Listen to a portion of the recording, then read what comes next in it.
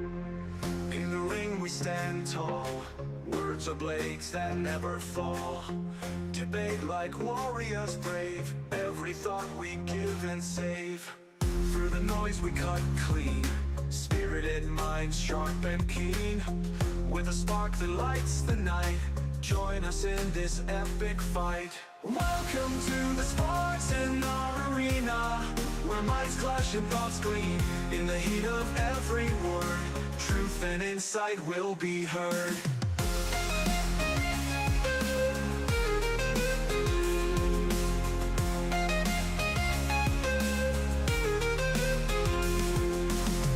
Buckle up and take your stance. In this arena there's no chance to escape the vibrant lore.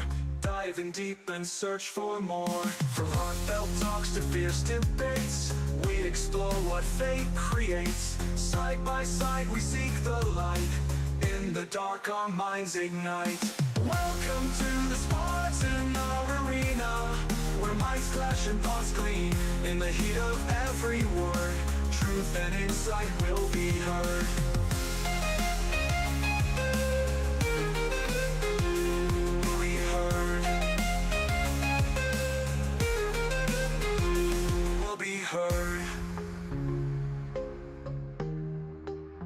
Will be heard. Will be heard.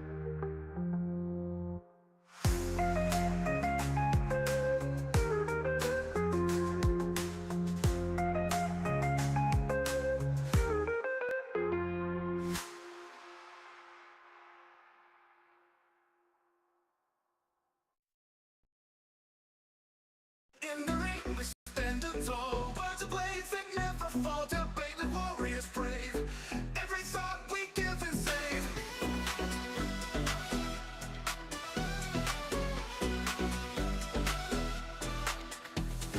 In the ring we stand tall, words of blades that never fall. Debate like warriors brave, every thought we give and save. Through the noise we cut clean, spirited mind sharp and keen. With a spark that lights the night, join us in this epic fight. Welcome to the Spartan arena, where minds clash and thoughts gleam. In the heat of every word, truth and insight will be heard.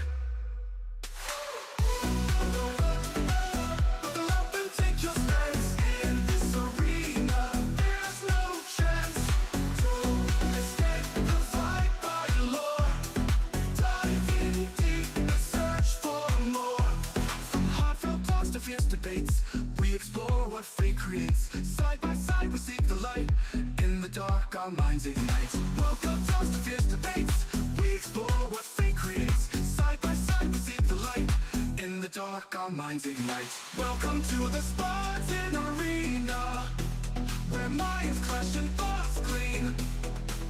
In the heat of every word, truth and insight will be heard. Buckle up and take your stance. In this arena there's no chance to escape the fight by lore. Diving deep and search for more.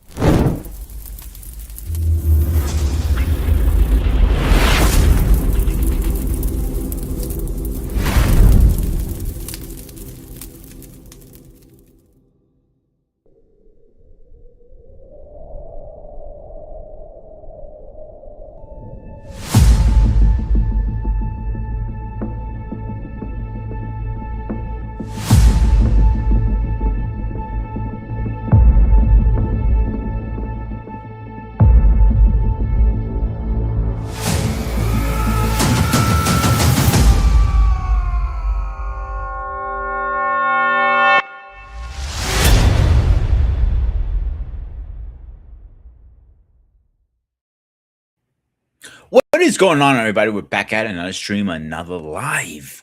You know where you're at. You're at Spartan HQ Network. I am your host, the Spartan, aka Peter. So tonight's show, it's a little meaningful for me because I have a personal belief behind this. But wasn't my idea topic. I gotta give a shout out for the person who actually came up with the topic. The person is my son.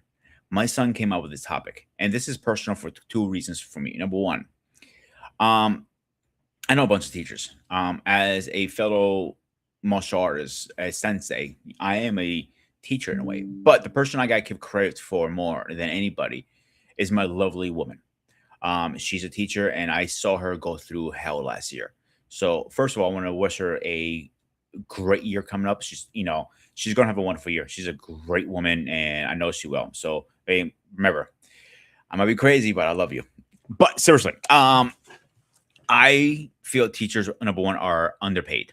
I'll be straight up on the call because average teacher, I believe, I may be wrong with my numbers, make about maybe 55, 60,000 a year. I think they should be making over like the first couple of years when they first come out of college, 100, 150,000.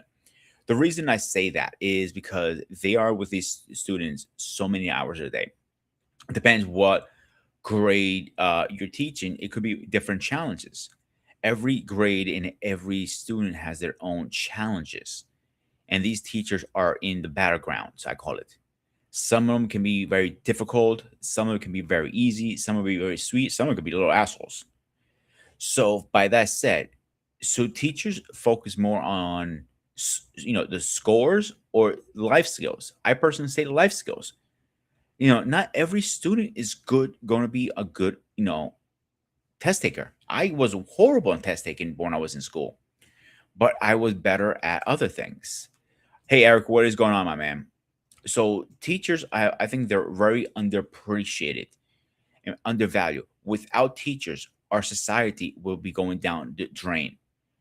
They are the backbone of our country and our society. I think they need to be more appreciated and paid more.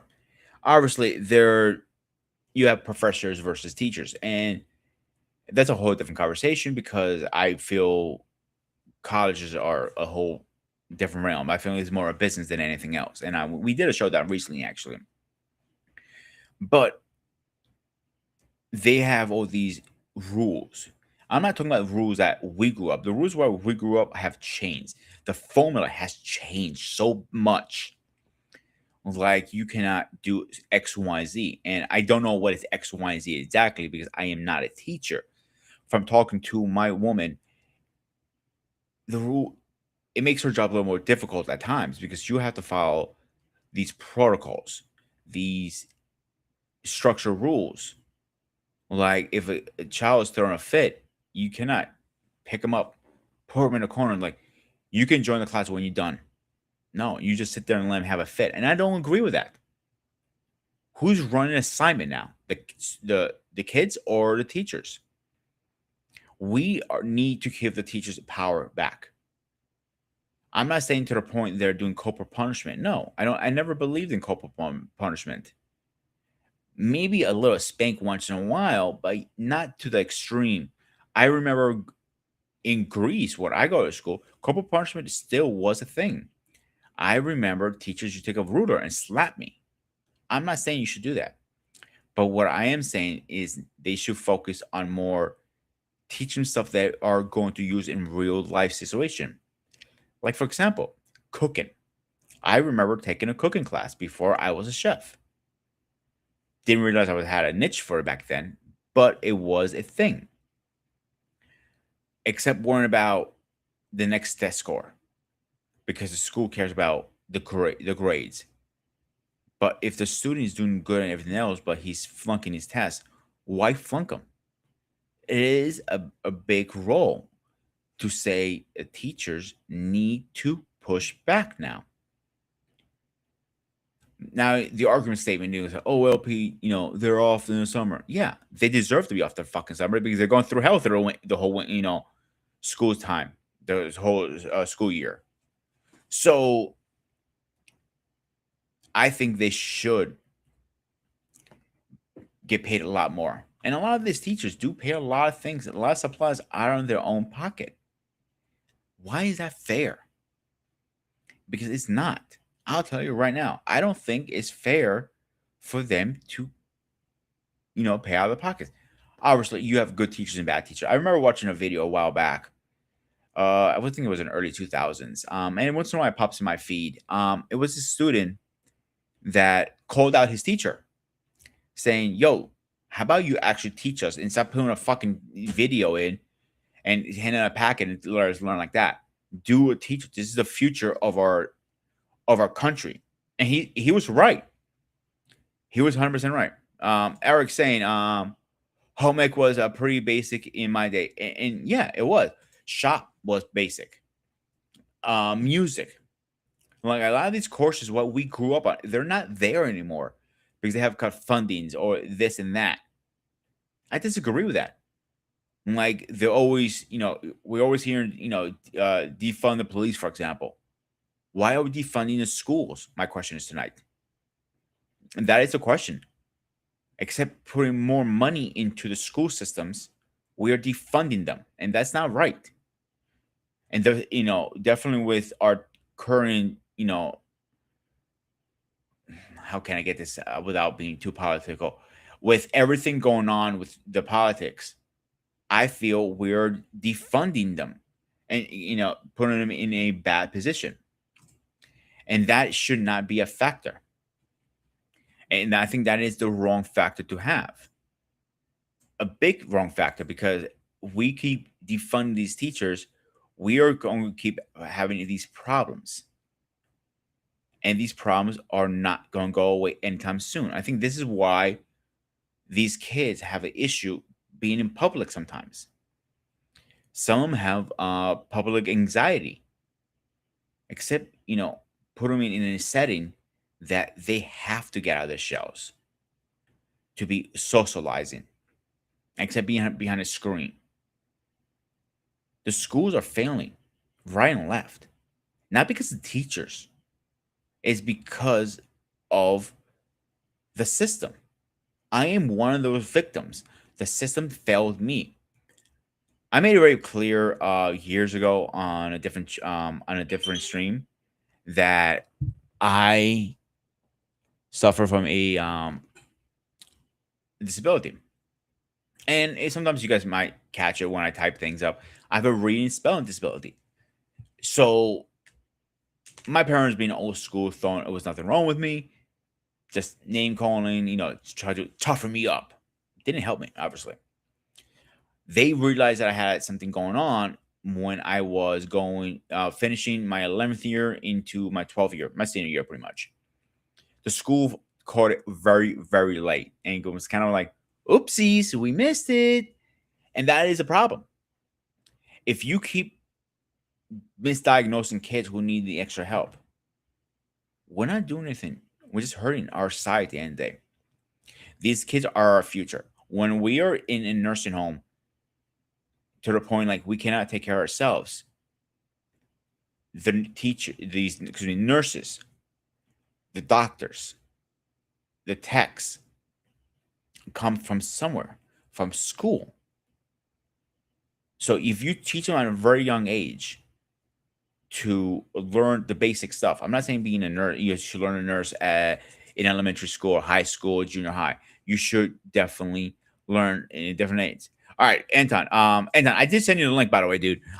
Where have you wait? When you have politicians that want to do away with democratic education, people are worried why a lot of the students aren't meeting the expectation, and that is a problem. A lot of students don't meet the expectations because somebody wrote something, a documentation, a paper, or whatever, saying these students should do X, Y, and Z, and that is wrong. Because again, like I said earlier, every student learns differently. You have three types of learning that I know of. Again, if I'm wrong, somebody please tell me in the comments.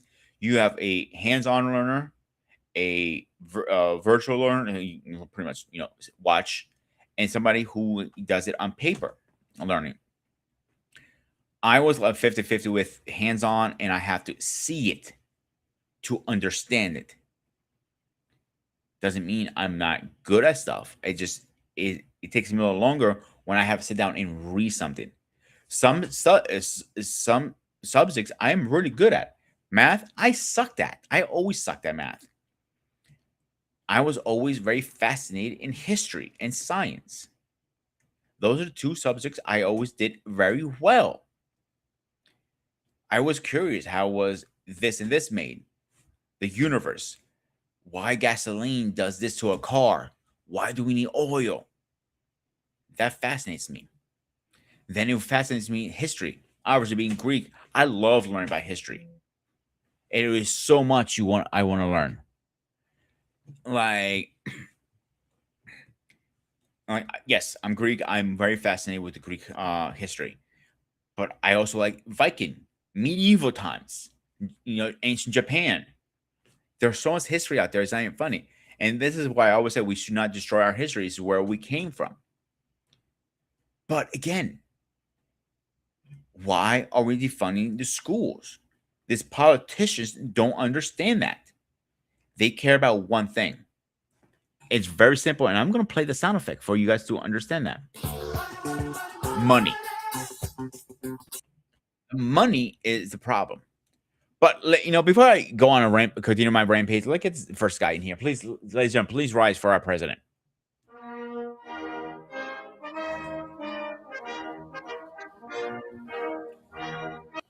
Mr. President, how are you doing tonight? I am well. How are you? Pretty good, pretty good. So I don't know if you heard my open now my analog. No. I just saw the title, but I didn't really get. So I feel the schools are getting defunded by the politicians because they care about these numbers, so like scores, test scores. But test scores are not everything, because some students are better at hands-on, and they're horrible at test taking. These teachers, I feel like they're on the firing range. They don't get a fighting chance to teach these kids, life skills, for example, or everything. Because when we went to school, we had, you know, uh, home ed, we had shop, we had all this different stuff. Now Mm, they don't have half this stuff. right. So, do you feel like the teachers are against the firing range in a way? I'm sorry. Rephrase that. Do Are you they? feel the teachers have no fighting chance sometimes? Um, I don't know if I'd say that. I mean, you kind of know what you're signing up for, right? I mean, you pursue a career in education.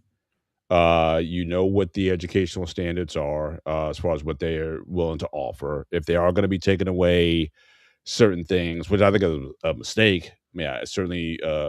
Just given these times with automation, when I think the shop classes, the vocational, the VOTEC schools, Mhm. I think are going to be more prominent in the future because that's where you can still learn a lot of those skills. I agree. Auto mechanic, computer design, nursing or medical. Because I remember my youngest, I guess she really wasn't feeling the school that she was in for some time, and we actually visited a local Votech in the area, and it was weird because I always had this kind of image in my mind about what a Votech school was, and it was always for the kids who weren't necessarily the quote unquote smarter kids. It was it was for the guys who was like, well, if you can't graduate Votech, because you felt they didn't put as much emphasis on education or education in the classics or whatever. It was more for people who were going to be more blue collar. But the more I looked at the school, the more I liked it. And at the end of the tour, while we were there for a good time, at least a couple hours, I was up for it. I was like, yeah, if you want to do this, I'm down for it. And then she changed her mind because she went into a classroom where they were doing like nursing type of stuff, and the room was full of these mannequins, these babies, old people, young people on hospital beds, whatnot, look like a scene out of a horror movie. And she changed her mind at that point. There, she couldn't do it.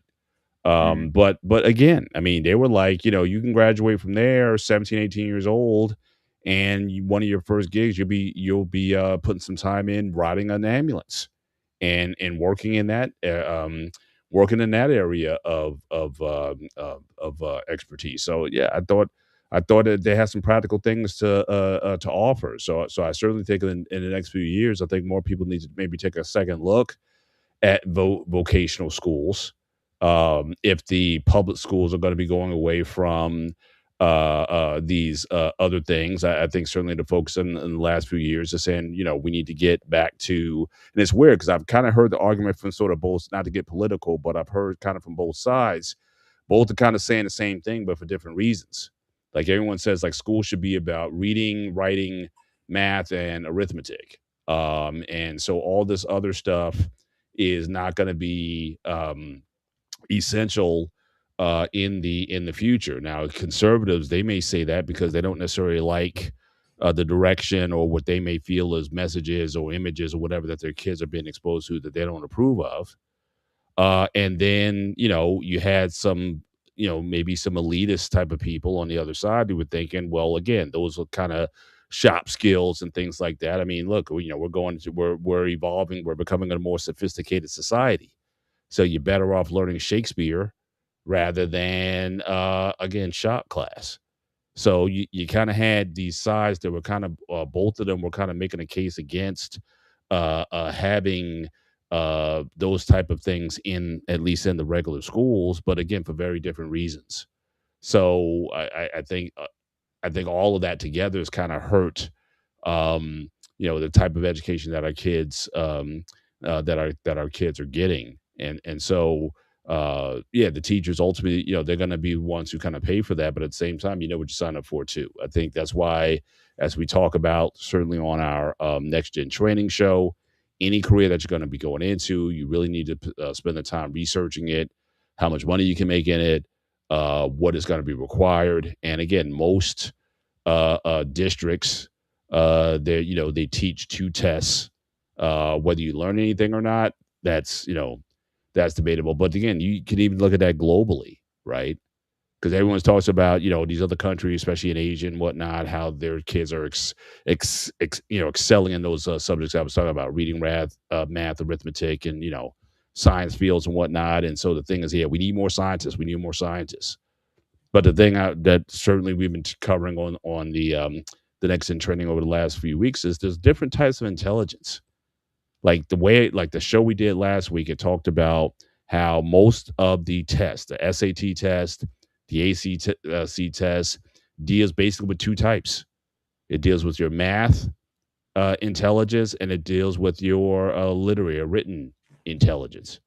All those other intelligence kind of get thrown out the window. No one is trying to develop a full person, or at least this understanding that not everyone is going to be wanting to go into these areas or math or writing or whatever. Some people are into music. Some people want to do physical activities. There's other avenues and other professions that you go into.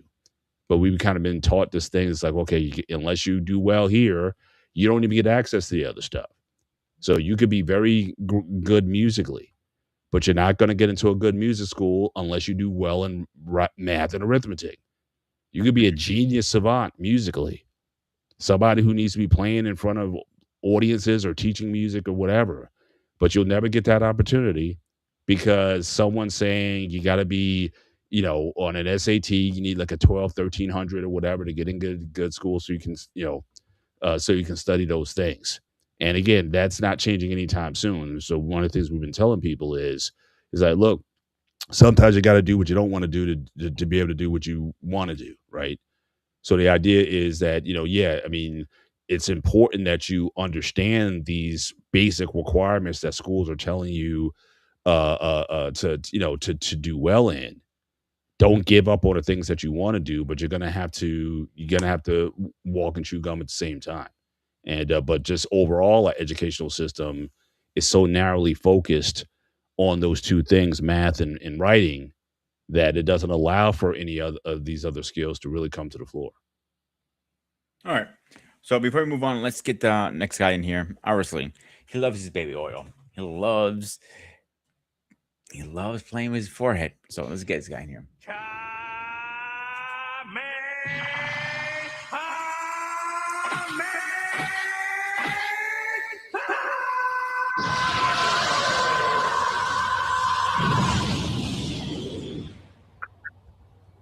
Anton, I see you had not enough baby oil in your head for once. Shut up. It's All coconut oil. I don't use baby oil. Shut up. What's going on, Paul? Hey, what's good, sir? Nothing right, much. Nothing Anton. much. So you probably heard. I know you're in the background when Paul is talking. You have an idea what the show is about. So let's give you your opinion here. Jump in. I have to agree with you on the learning disability issue because I wasn't diagnosed with my learning disabilities and ADHD until I was 28 years old. I was diagnosed with ADHD, and I also have cognitive learning disabilities, which is basically I have a blending of dyspraxia, dysgraphia, and dyslexia. And for those who don't know, dyspraxia is a learning disability that affects your cognitive thinking and putting together ideas.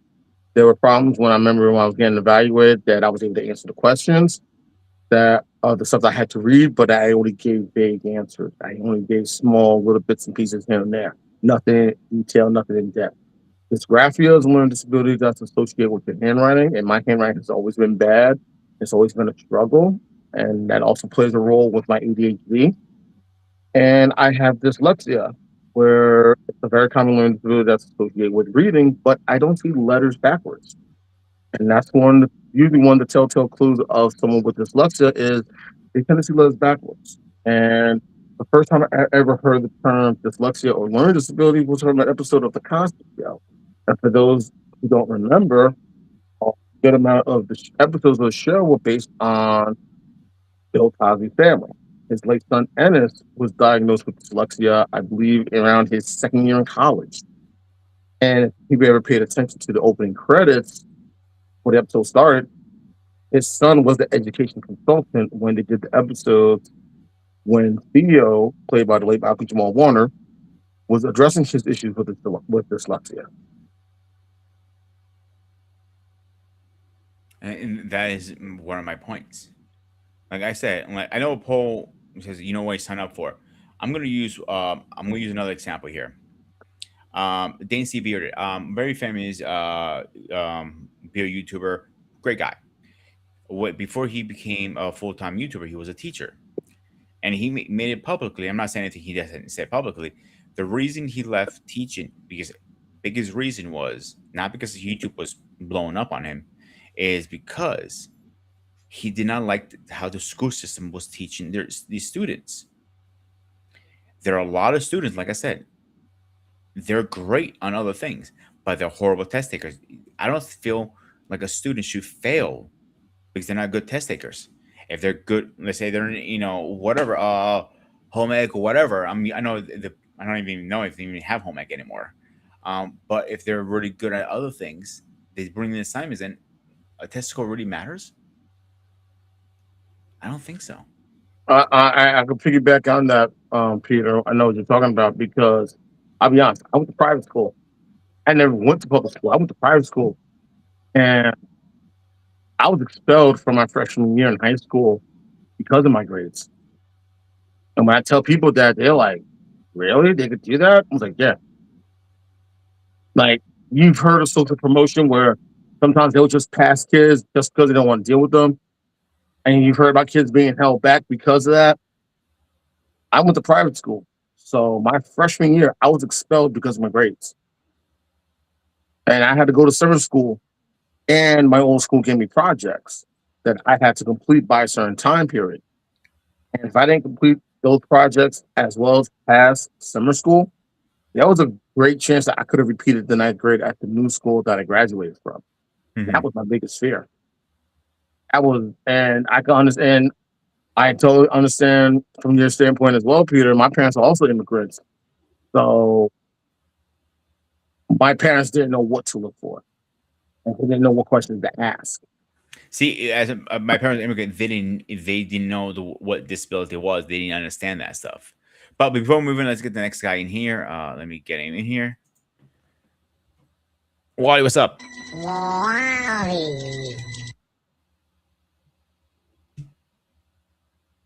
Allez, come on in. Well, finally that shit show's over with.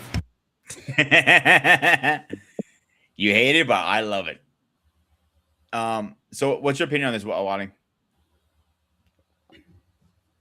My opinion being, Do you think teachers are, how do I want to wear this correctly?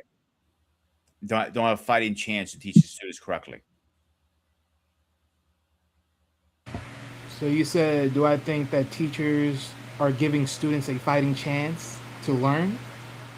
The teachers don't have a fighting chance to teach the students correctly.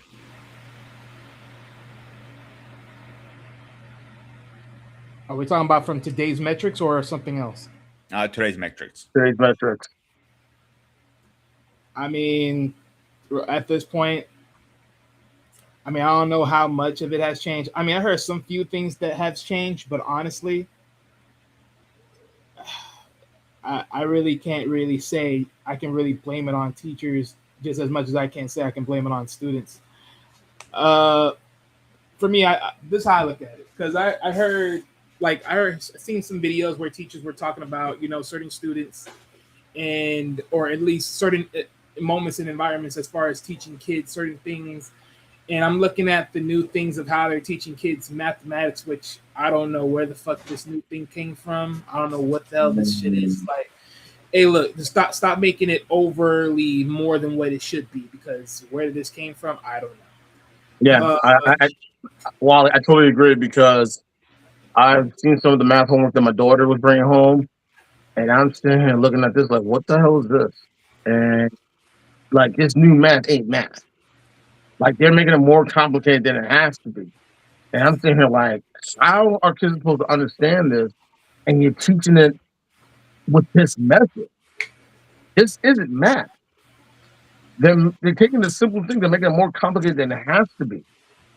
But yeah, for some reason they feel like, well, this is what they wanted to teach now. And it exactly makes no sense at all whatsoever. So for any student, like for a regular student that's having this type of issue trying to understand this new math, imagine a kid with a learning disability trying to understand it, period. And that's the thing that I don't think a lot of teachers ever take into consideration.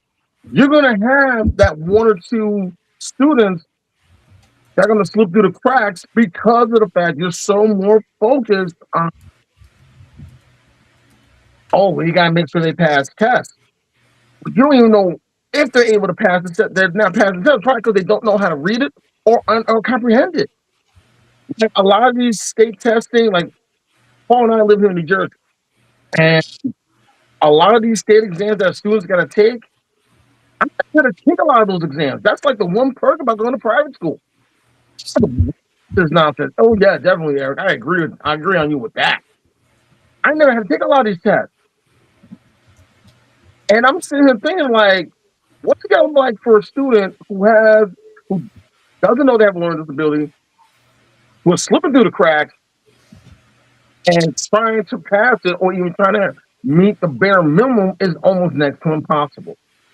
I just think they're focusing so much on the reading and writing that takes more than just reading and writing.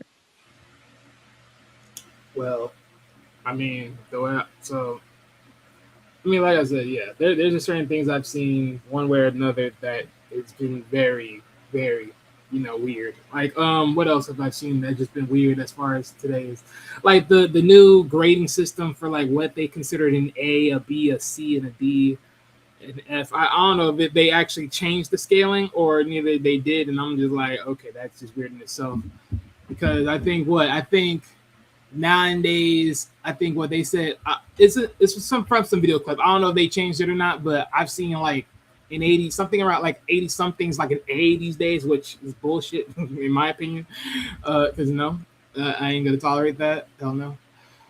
Yeah, like something to that extent. I don't know if that's real or legit, but I mean, as far as just for like the educational side of it all, like I said, they're just certain things I've heard in the, one way or another, or neither people I've known that share videos like this, where they're talking about change, like the way they change math to where you got to get the answer, and it's like, are we really gonna do this? Like, you do know it's just this simple to just get the answer, and they're asking you to do something more than the average. I don't know. So they're just certain things I've heard about that is just a little bit crazy. But But is any of that Math, true? how But do you hang on. But before you guys go on, and again, I don't have at least at this point, my kids are grown now, so I don't have a dog in this fight anymore. But is what we're saying true, or simply is the math different? And just because it's different, does that make it necessarily better or worse, or is because we were groomed in a way of doing math that's obviously very different than how the kids are doing now? But are the kids worse off? I don't know. Like I'm literally looking up stuff now. You have other countries, they teach math differently than what's done in the US. In fact, the US is trying to adopt more of what these other countries that are better than math than us are doing. So can I just bring this up real quick? To No, go just ahead, Paul. But I get what you're saying because I remember my sister, she was trying to help her godson with math, and he was in France. And it didn't dawn on her for a period of time when our parents were teaching the three of us math. We thought what they were doing was wrong, but then it didn't dawn on us until we got older that our parents were teaching us the method they learned growing up, which was a system that's commonly used in France. And you kind of have an understanding of that as well. You get what I'm saying, correct? well, yeah, but I mean, but that's what I'm saying. But because it's not the math that we grew up on, does it automatically just make it bad? Because we don't understand it because that's just how I mean, it I was don't think groomed. so. I mean, at least for me, I'm not saying like it's bad. I'm just saying like okay, like for kids, I mean, regardless for kids, when you're learning something, you're automatically gonna learn. You're gonna learn something that you don't know. So it's like you have to. It's a learning curve within itself, anyways, Right. right? So for me, but as me as a parent, if you're a parent, you're taking this on, and you're seeing something, you're telling your kids, "Hey, it's this," but they're telling you, "No, you can't do it that way because there's a new way of doing it." And you're trying to compute what they're computing, and then you're like, "Well, wait a minute." That right there is the middle grounds. I think somewhat more what Anton's pretty much saying because it's like, okay, well, I didn't experience this when I was in school, and you're learning this now. I can't even, me as a parent, I can't even help my kids with this. That's right. So now Right. I got to And learn I could something. right. And I could and I think that's certainly the disconnect. Right. But if the idea is like here, like they said for East Asia, right? China, Japan, Singapore, again, these countries often employ math mastery in Singapore math instead of memorizing step-by-step procedures, which is mostly what we did, right? Right. Uh-huh. We talked about on the last show. I memorized, 5 years old, you're memorizing a times table, that 12 by 12 grid or whatever. Yeah. Then you had math problems that you just have to constantly, multiply here, carry the one, and so on and so forth. But again, the idea, and from what I understand from this Common Core math, it says again the idea is to understand why math works, not just to solve a problem. So if that is the aim, so that people have that better understanding, yes, it's going to be different than what we did because my thing was just get the answer. But even with my kids, I couldn't just help them get the answers to the problems. I had to do it on the methodology that they knew, Well, okay, and pause that right was there. that was challenging. And no question because it's not a methodology that I was familiar with. I Right, but agree I with that. think, but okay, real quick, because here's my thing, right? Because I'm the least out of everyone here that was recently back in school, right? And if this the idea is the method of understanding how to get to the answer, then it is more so just giving the answer. I think even in my time, you still had to show the work regardless, even if you gave the answer. The teacher would not accept, oh, you just Correct. got the answer, because Yeah. Correct. at that point, yeah, you can simply just plug it in a calculator and say, hey, there's the answer. They will still say that's right, but you're still wrong because you didn't show the work. Right. So what So you're saying now that they're getting away with that now? Is that what you're saying? I don't know. All I'm saying No, is My but again, understanding, it's a they different get approach. rid of that. Like well, yeah, now, I they're allowed to think use calculators. They're allowed to use their even just cell phones to find Yeah. the And finish, that's the finish problem right. because, and one of the things that I remember was always you had to figure out the method in the system. You still had to show how you got to your solution. That was the thing that I always remember when it came to math. Do the work, show us the method that made you come to this solution. I remember them saying that. Like they used to pull you up and like you would say answer number 10 or whatever. You got, let's say, 35. How did you get the answer? They want to know. You come up on the whiteboard or the blackboard, grab the chalk or the marker, and you literally had to explain it how you did it. It Right. wasn't like, oh, I plugged it in, into my phone.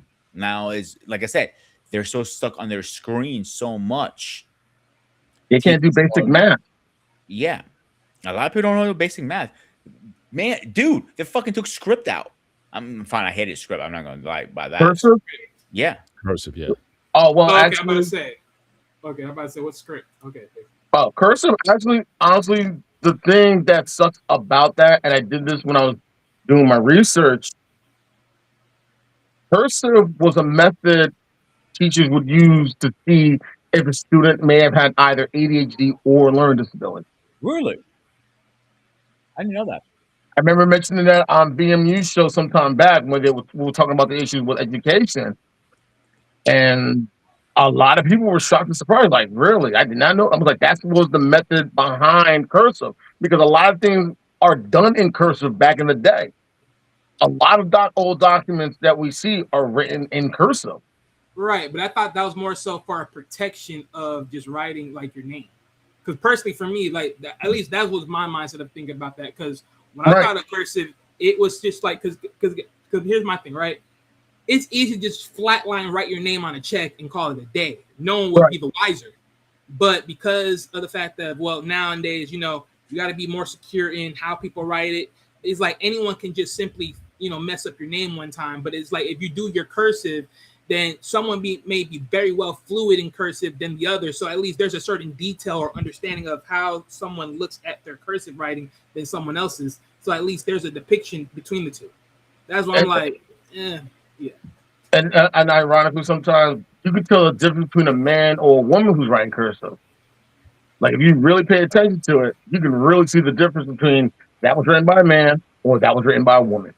I'll be honest with you, all three guys. I hated script because I had a hard. I hated it too for a period of time because my letters were at such a very hard angle to read that I had difficulty reading it. And when I was in college, a friend of mine, he has dyslexia. She looked at my notes and was like, "How can you read this?" And I was like, "To be honest, I just do." And I think that was the last time I remember writing cursive. I haven't written in cursive in over 30 years. And now I actually want to learn how to write cursive again. I kind of remember, but I'm definitely out of practice. And now, starting this coming school year here in New Jersey, they decided to bring it back. So my one daughter that's in the 6th grade, she's gonna be doing cursive for the very first time. I mean, honestly, I just never forget it. Yeah. I mean, once I've And learned now, it, I forget it. yeah. But even now, you talk about signatures and stuff. Nobody writes their signature anymore. Exactly. Because now That's the everything, weird nobody. I mean, I'm like, I mean, or they're like what John is that? Belushi, It's like, or they're like John Belushi and the Blues Brothers, just put an X, yeah. and that's it. Like, I mean, the nobody, only time yeah. you're gonna need any kind of script or curses, whatever you want to call it, is when you're doing your signature, or if you're a famous person doing. Like I said, no, but you don't need a Exactly. your signature. I mean, it can live. I've known people. It's literally this. That's their signature, just like and I'm that. agreeing with you. I'm like, it's rare when you do actually. They ask you, "Oh, can you please do a full signature?" I'm like, this is my full signature." And that's what I'm saying is weird. Yeah. So Yeah. taking that out of school, is it a bad thing? Is it a good thing? I don't know. No, bringing it back is a good thing because one, it helps with their skills. It helps with motor skills, and like I said, it helps teachers that they can find out if students may have a problem with their motor skills when it comes to signing. It could be more than just that because one of the signs. Because before I got diagnosed, I was doing a lot of research on it, and I didn't want to think I was putting all this in my head. And my therapist, when she helped me with my diagnosis and officially diagnosed me, she was like, "No, you're not putting this all in your head." But she saw the signs even before I started showing her the information that I was looking up and reading. Mhm. And one of the things that I found out is usually one of the signs of ADHD is the motor skills when it comes to your handwriting. That's usually a telltale sign. Another sign for a learning disability, more likely dysgraphia, is your handwriting. Really? How are you handwriting? Can you explain that? My handwriting is very like You haven't seen my handwriting. I'm literally, I don't like with my lady. I'll leave her a note like, "Hey, babe, I'm whatever, something stupid," and she texts me like, "Stop leaving me notes because I can't read your fucking handwriting. That's how bad it is." honestly, Peter, you probably might have dysgraphia and you probably never diagnosed with it, or they never look into that aspect of why you're having issues with your handwriting and with your reading as well. When I take my time, and it's rare when I take my time with my handwriting, like I literally have to go very, very Yeah, that's me as well with my handwriting because my ADHD and my dysgraphia. yeah. So I I know had like doctors who they say, I always say doctors who have the worst handwriting. They have better handwriting than I do. no, honestly, the handwriting that doctors have, people think is bad. No, I found out that sometimes the things that they're writing is either in Latin or in Pitman shorthand. I didn't know that. Yeah, Okay, like but wait a minute. Because when you, oh, sorry, go ahead. Sorry. because one of my wife's cousins, she's a stenographer and she still knows Pitman shorthand. So usually when she has to take um notations, she's writing like you think she's writing everything down verbatim. No, she's doing certain emblems and symbols for pen and shorthand that represents words. And all she does is she looks at it and she's able to type everything out without an issue. That's why it looks like they're doing everything so fast when people are writing it the old fashioned way. Or if you go see a stenographer in a courtroom and you see what they're doing, they're person stuttering buttons and it's not an actual traditional computery keyboard. There's certain symbols there that represents words. And they just know how to put those symbols together and they know what is being said. And it makes it a whole lot easier to take notes. That way they make sure they don't miss anything. So And it's probably a doctors little are fast, writing usually either in Latin or Pitman shorthand. and it's probably a little easier and faster to read too, right? Exactly. That's the main reason why. Yeah. All right, so Right. real quick. That makes sense. So, so as you're saying about the whole understanding that part for the rain, because when you say yours was gross, I'm like, how, like, when you mean by it was gross, like, exactly. My handwriting, Yeah, like, how do you depict your handwriting when you're doing cursive? it was very slanted and very basically I could say it was very slanted. It was on an angle that made it a little bit difficult to depict to decipher what I was writing. That's basically the best way I can put it. Okay, And so I'm gonna have to actually see to know because I know so I know this before when I was in private, and then even when there was some time when I went to the office to just sign some paperwork. I remembered when I was writing my name in cursive to sign off, right? The woman noticed that my sort of handwriting, and she was pretty much she sort of said something that I didn't really listen to, but I think what she mentioned at the time was something of saying like my cursive is sort of like in a way of I don't know if it's like you know how like you know there's certain people that trace over like images Right. or whatnot. Like I got Yep. something with associated with that in a sense, which is funny because back in the days I did trace a lot of stuff. So it's like from what she was saying at that point, I was like, okay, interesting. But I didn't know those was the association with that stuff. You But there's probably something use like it. that. I'll be honest with you guys too. Also, like when it comes to cursive or script, whatever you want to call it, I can't even read it. If let's say if it's perfect, and like whatever whoever it is, let's say no flaws in it, I still cannot read it. I have a very hard time reading, even understanding it. Oh, And I can again, read it. that might be for me. That's the biggest case of really, quite frankly, the only case to learn it because nobody does correspondence like that anymore. No one's writing letters in cursive to anybody anymore. But I mean, just as humanity has evolved over the years. There's all kinds of scripts and languages. Sanskrit, nobody reads anymore. So is this if we're gonna be in this digital age of zeros and ones and typing and whatnot? Is that the new? Is that simply the new thing? I understand going back, from our archaeology. Will we consider cursive like 1,000 years from now, like how archaeologists go back and look at some Sumerian language that was written or Or hieroglyphs, hieroglyphics. yeah, I mean, so is that? I'm not saying is there cause concern, certainly, again, if you want to study history or whatever, it can certainly be a great ad. And for all the motor skills and whatnot, I can certainly agree.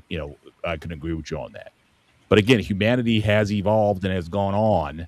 Back in the day, to use an abacus, could anyone use an abacus today? Or An abacus. sundials? Before we I had mean, clocks, before someone invented the clock, we had sundials. So I'm just saying, it's like I don't think change in and of itself is bad. You know, it's just what we've done. We've discarded other things, language in general, right? Languages are going extinct all over the world. I mean, with the globalization of everything, you have a lot of these cultures and whatnot. The languages are getting phased out. Where English, maybe French, or maybe some of the Latin countries, Mandarin. You know, I mean, 100 years from now, 5 languages is pretty much going to be the norm that everybody speaks in the world. We may go to one language at some point. Is that bad?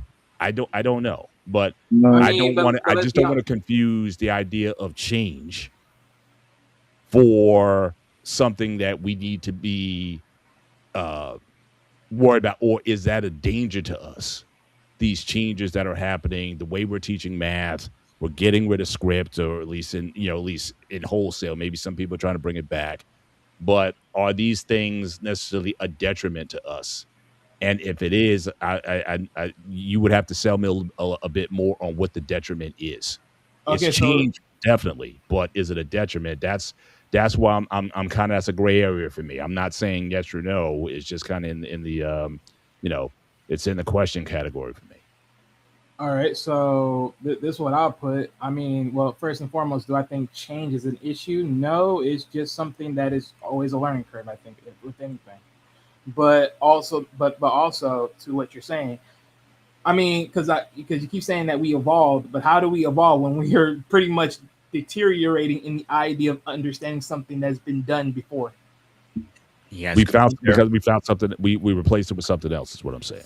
Then that's Maybe not evolving. maybe That's not just evolve. Maybe the outdated. wrong. Maybe that might be the wrong one, because I would think evolve would be more. Well, I guess it could, because again, evolve doesn't necessarily mean change for the better. I mean, don't get me Could be wrong. I'm simply not saying adapting to like the environment that you're in. tomorrow may be. I mean, sorry, not tomorrow, but yesterday we may like the Egyptians. They may use pictures and visual pictures, right, to idolize as a letter in today's sense, to where how you have to read the No, they had hieroglyphics. no, they had like no, they had. I mean, those hieroglyphs. I mean, they were fairly complex language systems and writing systems back then. It I wasn't mean, just they're pictures. complex, but eventually someone makes you understand what each of them were within letter text in which you can read it.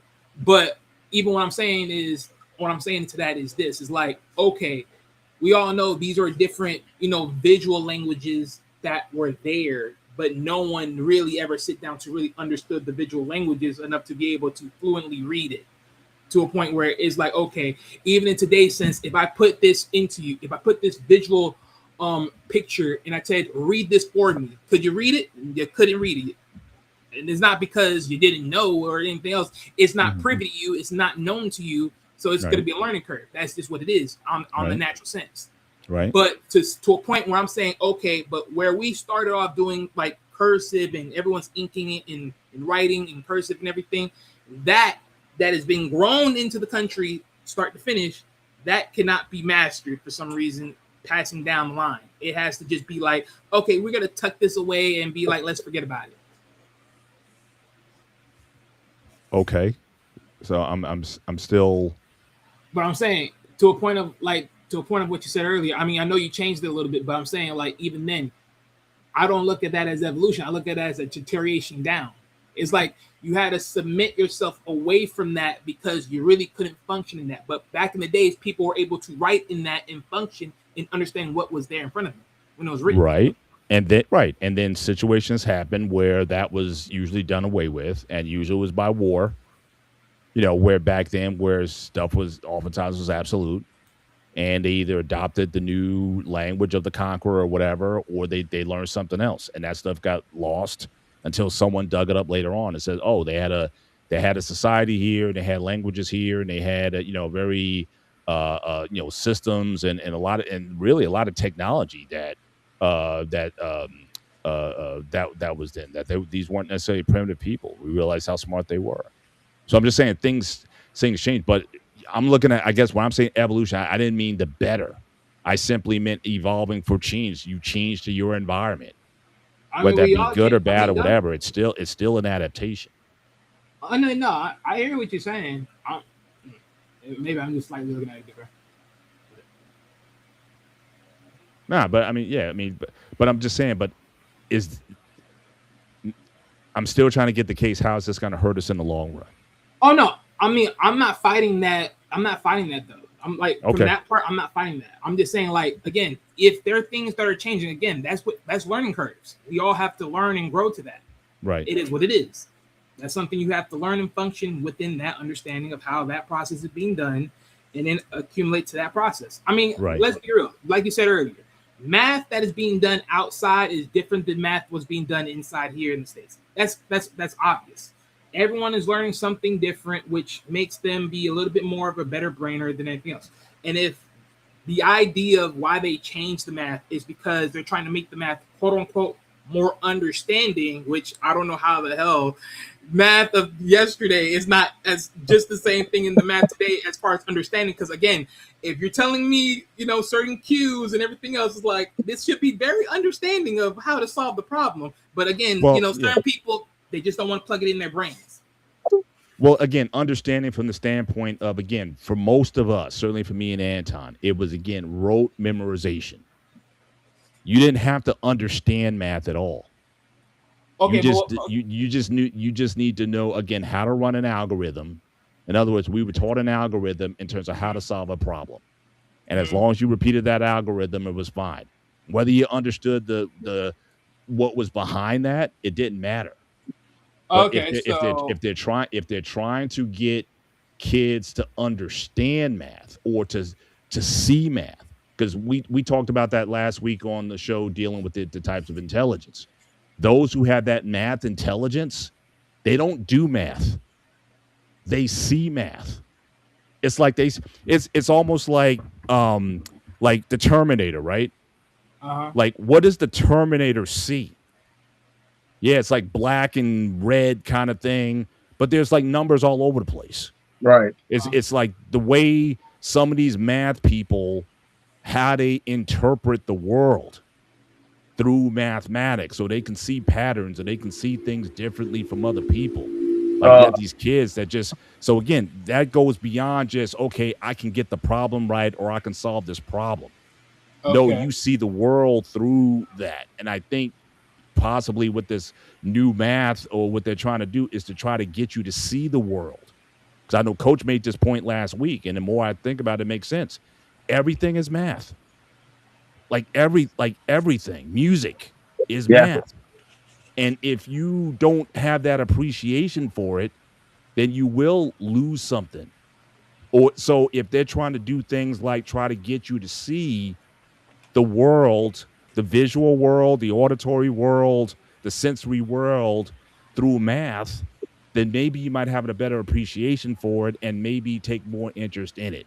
Rather than just say, because when I was, like I said, I spent my summers, my mom was on me. Like, half my summer was filling out math books. She would get these math books, and it would have multiplication problems or whatnot, and I had to do 5 or 10 pages a day. And I couldn't go out and play. I couldn't do anything until I finished. And this is in the summer. And this is they're bridge books. Yeah. So I had to do, and you would rip them out, the pages, rip them out. You could take them with you or whatever if you didn't want to take the book with you. And it was just constant. So yeah, I get there. I know what to do. Multiply here. Take the second in. Add it to the top one. Multiply again. That kind of thing. Like that it was just a memorization. It still didn't help me appreciate it anymore. It was just a chore. But I knew if I wanted to get to these other math things, was never really an issue for me. Honestly, math was like one of my favorite subjects because it always followed patterns. And I remember in high school, I had the same teacher for 3 years in high school. So I remember taking geometry. I mean, I'll be honest. I failed algebra my freshman year, and I had to go to summer school for that. But I passed geometry, pre-calculus, and calculus. Now, the only area math-wise I had a little bit of difficulty was when I was doing chemistry. No, not chemistry. I think biology. It was around biology or chemistry. Biology, I really struggled in. That was the only other class I failed, and I don't think I remember failing any other class after that in high school. But Mm. math was never really an issue for me. And I think one of the things that helped me with math when I was younger, my dad had his own business. So I had to help him count. And because I had to help him count, I had to do math. And for Yeah. some reason, still to this day, I could do math in my head when it comes to money like it's nothing. And I've had people look at me like I was crazy because I knew how much change I was supposed to get before the cashier even typed it in. And that's one of the reasons why it's important to know math, because you have some young people who are working as cashiers and don't know how to do basic math in their head. Yeah. If you just give cash, right? They gotta know how much change they gotta And give. at one time, I had a cashier that didn't know what to do, and I said, the change is this. And they're like, how do you know that? I did it in my head. And then when they typed it in, it came up, they were in shock, like, wait a minute, how did you? Numbers follow a pattern. And that's the thing that people don't understand. And Figure I'm out the thinking pattern, with this new curriculum, they're trying to get you to understand, to but see that's the the thing. patterns in it that makes you be like, okay, yeah, that makes Now sense. it makes sense. Yeah. But But okay, but wait a minute. But this is my thing. I'm only gonna like this is my only like slight pushback to it because okay, you're saying that at least from what I'm hearing right now, the new way of how they're trying to sell this new curriculum is not only to try to get you to do math, but also trying to understand math. Mhm. But here's my thing though. Even if to a point like okay, it's the sense of just understanding it as if it's a way of life, which pick and choose how far you want to go that deep into it. Because again, no one's gonna really care for it to go that deep. If we're trying to look at it in the sense of its life in itself, like don't get me wrong, I'm not saying numbers are not life because again, numbers are always going to be there one way or another. exactly. One way or another in life, sooner or later, it's Mhm. going to be plugged in there sooner or later, right? But at the Right. same time, to the point that you're sitting here saying like having understanding for it, or and it's like let's be real, we're people. Most people don't have understanding for other people's emotions. Like what are we kidding here? Right. But again, So, I'm not saying, but what I'm not trying to imply is that you're gonna have a whole bunch of different math geniuses because of this. So they're trying to create these math geniuses. but that's I'm I just think what saying, it, but if you're a high school or middle school kid, and again, if you can kind of understand math a little bit better, then again, your approach to the subject matter, especially if that's not your interest. Like I said, some folks they get math at 3 years old. They just enter it, just love the numbers of it. right. Some is like I said, for right. others, it's just I need to pass this. But if I can at least have an appreciation for what this is or understand what's going on, then I don't have to, the grind of just trying to get through this or just having to have something in my mind. If I can, again, see what's in front of me, that I will do better. Well, But yeah, I'm not trying to say you're going to have a bunch of mad geniuses going to come out of this because Right. of this method. But well, you're yeah. just I trying mean, to I'm get not people really through. caring about the whole math genius part, but it's just like my thing is even in the sense of just saying, because we were trying to sit here and say, well, not only just understanding but appreciate. I mean, most people don't appreciate a lot of things. Most people don't appreciate the small things in life. Period. Like that's just in life in general. So that's what I'm saying. Like even in the sense of just saying, oh well, we're not only trying to make you understand, but we're also trying to make you appreciate. It's like good luck because most people don't appreciate a lot of things. No, but I think the appreciation comes through understanding. I But think that's that's how the it thing, works. though. Even But I think but that's how it works for most. That's in general. hey, I I'm think what not it is saying that, also, but again, I'm just saying in general, like some people just don't appreciate a lot of small things in their lives. Like again, math to a lot of people, in a certain section of their lives may think it's small and minute when reality it's big. But it's like it's pick and choose how you live in your life. Some Mhm. people, because again, you think people are gonna think like Anton and be like they're gonna really know how much money they're gonna about to get back in change. They're not gonna care because they know that the person's gonna plug it into the machine and call it a day, and they're just gonna extend their hand to get their money in the receipt. Most people don't think. Most people are not gonna care about that stuff. I And think what it is, oh, I think Wally, what it is also, you never know when math is going to play a factor in so many ways. I think that's one of the biggest problems is you have some people don't realize how understanding just the basic simplicities of math are going to play a role in anything and everything you do. One Right, place, but I'll say, go ahead. 'Cause I have an example. Go ahead. okay. But ironically, one place I realized where math played a significant role, and it did dawn up, and I never realized it was when I joined the army. Math plays a significant role in a lot of things when it comes to land navigation, when it comes to distance, No, that's for sure. elevation. Yes, it does. When it Yeah, comes because to it like so like how they show you in math, like the X and Y's in the graphing and all that, it's the same thing. Because when you look at like in a sense, when you look at a graph, like in a digital sense, if you're playing a game, right, and they graph you out and there's like Yeah. coordinates and all that, yeah, that's definitely important. But even to that, like, because I remembered, I watched the video, right? A woman showed how she used fractions to, I forgot what it was, but she used fractions or even in the sense of line graphing to predict a certain amount of money. And I'm like, wait a minute, they never teach this shit in school. I'm like, what? Wait a minute. I had to sit there and really sit there and ponder. I'm like, what world do we live in where this is not being taught in school, but it should be? and then that's the Well, thing. yeah, People don't realize that and that's part fractions, of it. Yeah. and people don't Well, realize fractions are very significant when it comes to the stock market.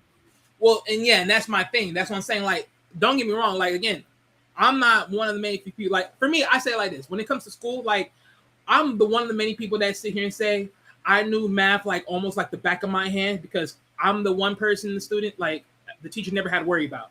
But at the same time, I always sit there and say I can't stand math for a lick of me. I don't want to be around this ish. Like that's my thought process to math. Like, hey, I know it, but trust and believe me, I will toss this mother lover so fast. Like, get this out my face. Yeah. But that's what it is for me. But it's like, again, that's why I'm like, it's a pick and choose. But that's why I said, like, even in a sense of just look, like, I get it. Like, don't look at it as a system. Look at it more of an understanding of like the way of life. But that's the problem. Most of these people don't even teach that in a way of life to where it's even gonna even process to where people should care about it enough. If this is gonna be the way they do it, by all means. But hey, But I good mean, luck. I even go back to when we were kids, right? I mean, I still like I remember very little of something that was taught in any particular class from kindergarten all the way up. But you know what I do remember though? Those Schoolhouse Rock videos that talked about numbers Yep, and melted and multiplying and all those things and how you see numbers and whatnot and the visual graphics that they got you to understand things. yep. But it wasn't. But it was also PBS as well. I remember Yeah. Yeah. there was shows like 3, 2, 1 3, contact. 2, 1 There was another show, contact, Zoom, the electric company, Square One. electric company did more with grammar than spelling, but Right, yeah, but Square even One basically Sesame did a Street, lot with math. yeah, Square One was the one show that dealt with a lot with math. Where on Earth is Carmen San Diego dealt with geography, and I actually had a friend who competed on that show. Um, PBS basically helped a lot of people when it came to different areas of education: mathematics, history, English, geography, the sciences, things like that. I remember on Nickelodeon there was a show called Mr. Wizard's World, where he actually did experiments in his house and everything else with students. And that was the precursor to, I remember, Beekman's World and Bill Nye the Science Guy. Right. yeah. I Or for mean, me, it's Neil deGrasse Tyson. I mean, that brother, he drops the science, and I mean, I can't tell you, how many brothers he inspired because he wasn't like a nerdy guy, whatever. He's hip, he's into the culture and whatnot, Right. and he can tell you what's going on. So I watch his Star Talk. I watch his podcast all the time. Him oh geez, what's his sidekick on that show. In fact, I met that guy at Comic-Con last year. I got a Oh, picture. really? Wow. Yeah, I got a picture with him last year at the Comic-Con. New York So Comic Con? Nice. yeah. Nice. So again, I think that when it comes to the whole lot, and to me, that's the idea. I mean, we talk about teaching, right? If the title of the show tonight is about teaching, teaching is not so much about the what. It is about the why. It is about the how. It's trying to convey complex ideas or information in a way that's understandable. And I think certainly there's a dearth of that. But in order to do that, I think you have to have a certain level of empathy. I think you have to have a certain level of patience. Because I had many professors, and the only thing you saw in class was the back of their heads because they were on the chalkboard writing stuff out. No engagement, no challenging, no the concepts that they were explaining, but they put it in ways that made you interested in the subject. The teachers in my life that did that from K through college, I still remember those people. I had an economics professor named Dr. Claire, Professor Claire, for macroeconomics. He was a very interesting guy. He had his own ideas of how the world should work. He was a true globalist. And he had us because after our class was over, we would be sitting in class. There'd be 5 or 6 of us in class after the class was over. And he would just spit just in terms of on information, or if there was something we didn't understand, he'd break it down. And we were into it because he was just an interesting guy, and he would make it. It's like, oh, now I understand, macroeconomics, or this is interesting how this works. Mhm. But he said, as far as the subject matter, he told me straight up, don't get it unless you're going to get a PhD. Do not major in economics. And he was an economics professor. Because he said most people who major in econ, you're probably going to work for an insurance company or something like that, or something like that. But unless you get a PhD in economics and you become a professor or a forecaster or something like that, economic forecaster, it's worthless. So again, he wasn't. Again, he had just a different way of doing things, but he held your attention. Yeah. So I think that's what's missing in the teaching profession. It's not the type of math, how you teach it, but do you really want to understand or break things down in a way that the kids can get it Yeah. I had and to at do with least that. improve their chances of succeeding? Not everyone's going to get an A. We understand that. But like Coach is saying all the time, if I can take a D to a C or a B or C to a B, that's success. Now it's going to be up to that kid or that individual to say, do I want to take this up a notch more? Yeah. So he's not looking for miracles, but again, can you at least bridge the gaps that they may not be getting in these other environments? Like I was just saying, Paul, I had a teacher like that in high school, and I had a teacher like that in high school when it came to history. And one of the things he had 2 maps, 2 types of maps in his classroom. He had a U.S. map, he had a world map. And what made these maps so unique, they did not have locations on them. He had a U.S. map, the layout, and you had to figure out which each state was by the state. They had a world map, and you had to figure out what country you were at by state. And he said the reason why it's important to know this is because when you travel somewhere, you're not always going to know the language that they speak. But if you recognize the shape of locations, you know where you are and you know where you're going. And a lot of people are surprised that I know how to read a map without the names of the states or the state capitals or cities on them. And they're very more surprised that I can look at a world map and I can point out countries by just their shape alone. And people were very shocked. And that's the practicality. Say that you're traveling somewhere, and this is all, of course, long before smartphones and everything else. He said it. Say you're traveling to a certain country. You don't speak the language. You want to go to a certain location, you know where you want to go by just looking at the map. Because the one thing you're always going to see on map, you're going to see borders. You're going to see layouts and borders of countries. When you figure out the layout of the country you want to go to and the layout of the country you are currently in, you know how to get from point A to point B. Right. And I think what it is, I look at it now, is we have been so dependent on technology. Is there a way that anyone can do this if your phone's not charged or if you have no power. And that, you'd be surprised how many people don't know how to do that. Mm-hmm. There's a lot of people who don't know how to do that. Obvious. I mean, but it's obvious. Yeah. It's not like there's people coaching that stuff though. But even to that point, I mean, just to get back to a little bit more, so more of a closer in-house standpoint of this. So, because of course, this is about the idea of like, because again, I think that to this point, because like somewhat what Paul was saying on this is like, this is how I look at it. Teachers look at their job and say it's just a job, and other teachers look at it as a career. And what I mean by that? A new subscriber. Okay. Yeah. So this is how I tend to look at it. I think some teachers just look at their job as a job, and they don't really are not that invested.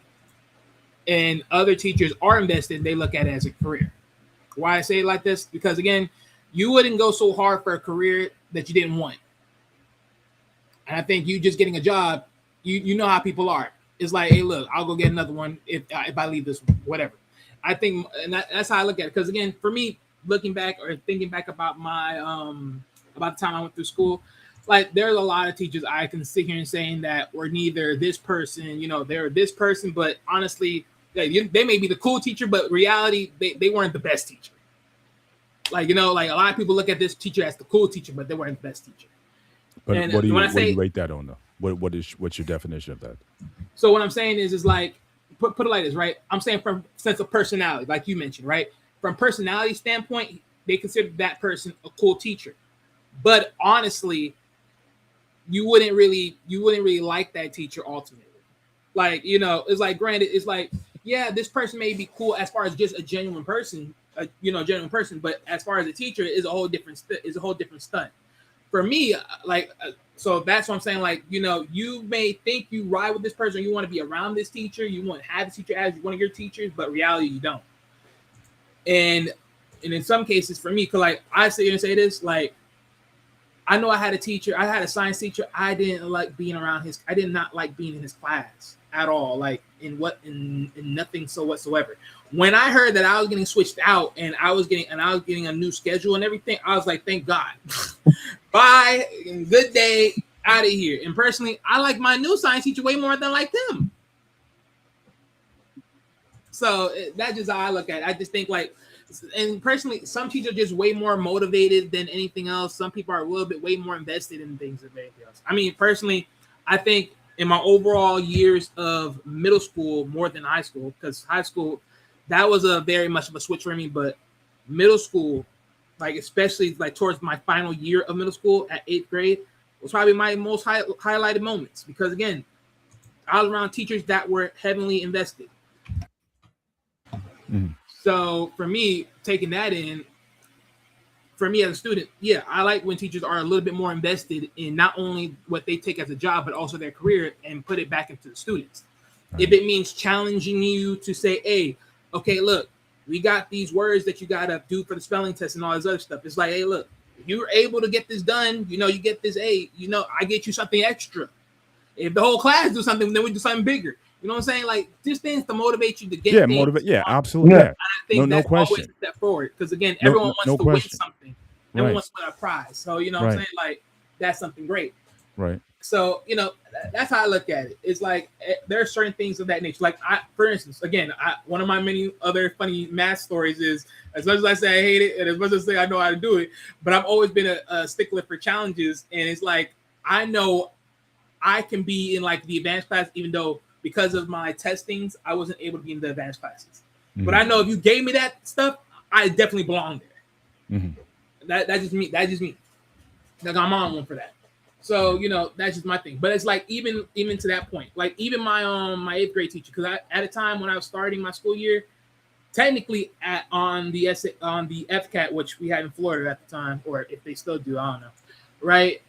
I had gotten a 3, so I wasn't supposed to be in intensive math, as they would say, in a sense of, extra math for help, per se. I'm supposed to be out of that. My teacher realized that, and even if she didn't know my records or anything, she knows I don't belong here in extra math either. Because she knows that she can say whatever she say, and she knows I already know. There's no point of asking me nothing. There's no point of me asking any questions. No point of raising my hand. Like, I already know the answer. I already know what I'm doing. You need to go somewhere else. Same thing. My science teacher, he wanted me in his advanced class. He did not want me out of his advanced class. It's like, well, hey, look, I was stuck. I couldn't do nothing. This is the schedule they had for me. The read teacher had no way around it. This is what it is. So I was around teachers that were invested. Some other people may not seem as invested, or it may be because they're demeanor to things, however people take it. But yeah, I think that's just what it is at the end of the day. It's like, are you around people that are truly invested? And if so, what is going to allow them to be that invested based upon the subject that they're teaching? Right. A couple follow-ups I had was, again, I think the responsibility of parents.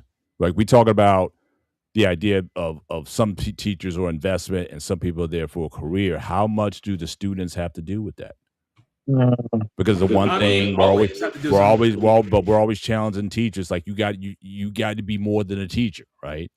If I got to spend half my time disciplining the class for cutting up or acting up, then how am I going to get to the subject matter that I'm at?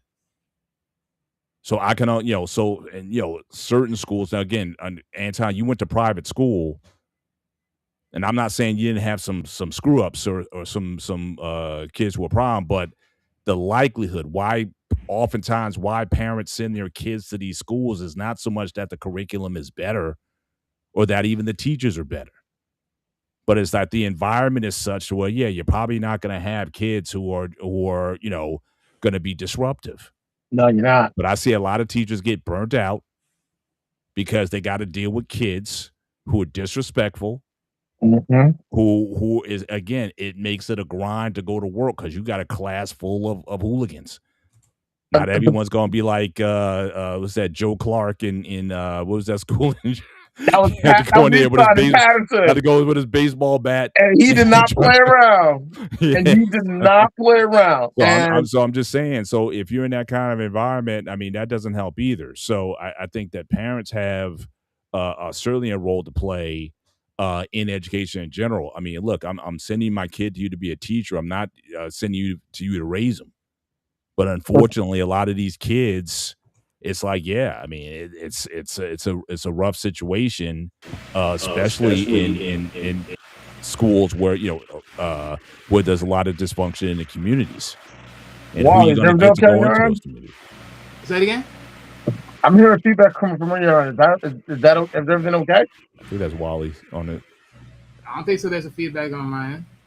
I mean, other than the fan, but there's no feedback. No, because I thought I heard some feedback for a second. That's why. There's probably a sound like in the kitchen. You probably heard maybe the round up, but that's it. But so to me that's one thing. But the second thing is really a question for you guys because I asked Coach this question on our last show. Since certainly, again, a lot of colleges still go by SAT or ACT. I think of the South, I think they use more ACT test, and the North use more SAT.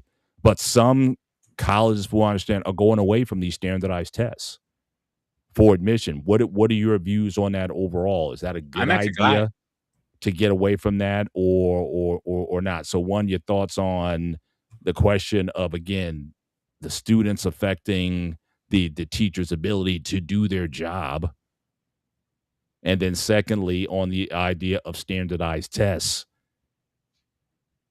Good idea, bad idea? Should we get away from those? Is there a better way forward or whatnot? So I just wanted to throw that out there and see how you guys thought about it. Coach definitely is a fan of those tests.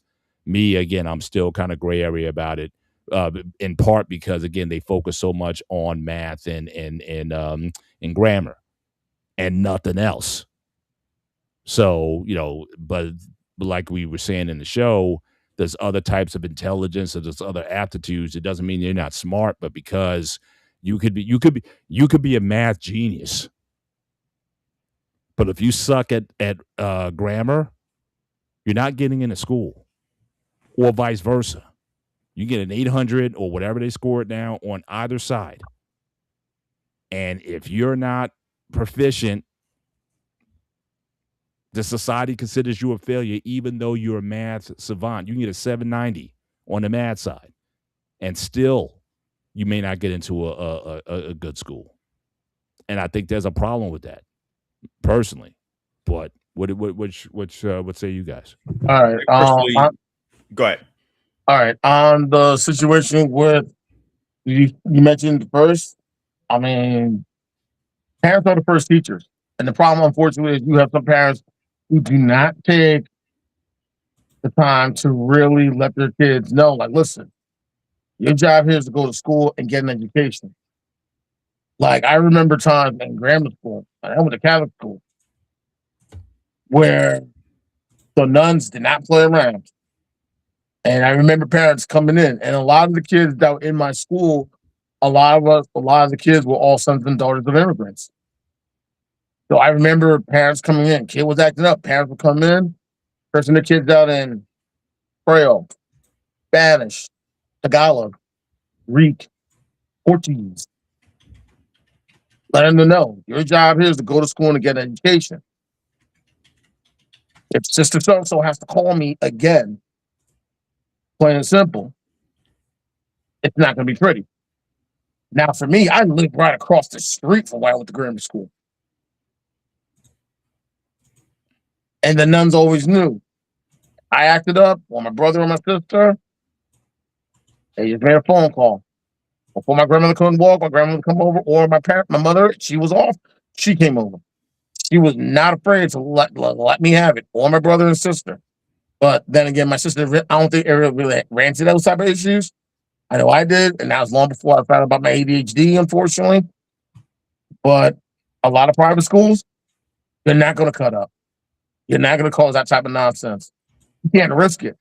Because if your parents are paying a significant amount of money for you to go to school there, you're towing the line, plain and simple. Because the thing is, what people don't realize, a significant of policies that public schools have to abide to, private schools don't. So you have a very small window to act out in any way, shape, or form. Mm-hmm. They won't hesitate. As for the SATs, as for colleges going away from the SATs, I don't like standardized testing. And maybe that's because I was never diagnosed with my learning disability. And I still to this day and still frustrated what my score on the SAT was. And that was when they were at the scale of 1600. And this was at the old system before calculators were even allowed for math. So I did the old system, and that was back in, I think the last time I took it was in 93. And I did, You're old. yeah, all right, whatever. And I did very bad on it. I think the first time I took it, I got a 650 out of 1600. And then the second time, I did a little better. I got 700. So I took the best math and the best my English, and I got a 710 out of 1600. Part of me still to this day just angry and frustrated on the fact that I scored that low on SATs and nobody knew why I was, didn't do all that well. And people will say, "Oh, you're a smart person," but I'm smart. Why do I feel so dumb? Why did I get this low score on the SATs? And I think that's what sucks about these standardized testing is for a lot of the kids who don't have to worry about these issues, like Peter and myself, they're killing themselves trying to do something. You got kids going to the SAT prep courses, and nothing wrong with that. And then, but the thing that bugs me about the SATs, you got kids who are abusing medication for ADHD because they want to get a 1450 over a 1440, or they're debating whether to go to Wesleyan or Duke. And some of these kids are putting just too much pressure on themselves because they got to get these high SAT scores. What about someone like Peter or someone like me who struggled in school or who never knew we struggled in school until sometime later and slipped through the cracks? And the real thing that's messed up about these scores is they will use that to say whether or not you should go to college here or not, whether you should be admitted You should be waitlisted or you should be rejected. And I remember, despite that, I had basically a C average, and my SAT score sucked. I got rejected by Rutgers. I got rejected by Seton Hall. I got rejected by NJIT. I can't remember any other schools I think I put in for. Those three colleges I remember I put in for, I got rejected. My grades were not good enough, and my SAT score sucked. But the only college I remember, schools I remember getting into, Iona and Johnson and Wales. I got into Iona mainly because the same religious order that runs Iona was the same religious order that ran the high school I was attending.